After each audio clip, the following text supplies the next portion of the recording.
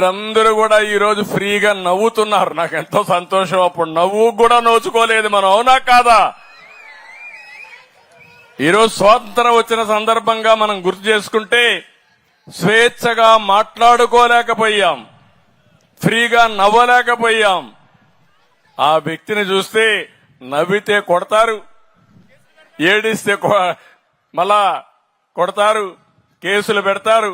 ఇంట్లో నుంచి బయట రావాలంటే ఇంట్లో హౌస్ అరెస్టులు చేస్తారు. ఆయన వచ్చుంటే ఇవన్నీ చెట్లు కొట్టేసేవాడు. నేనేమన్నా చెట్లు కొట్టానా అని మిమ్మల్ని అడుగుతున్నా. పరదాలు కట్టుకొని వచ్చేవాడు. పరదాలు కట్టానా నేను అడుగుతున్నా. ఎక్కడ అతిగా చేయొద్దని చాలా స్పష్టంగా చెప్పి నేను ఒకటే చెప్పాను, సింపుల్ గవర్నెన్స్ ఉండాలి, ఎఫెక్టివ్ గా ఉండాలి. నేను కూడా మీలో ఒకటిగా తిరిగి మీ సమస్యలు అర్థం చేసుకుంటా.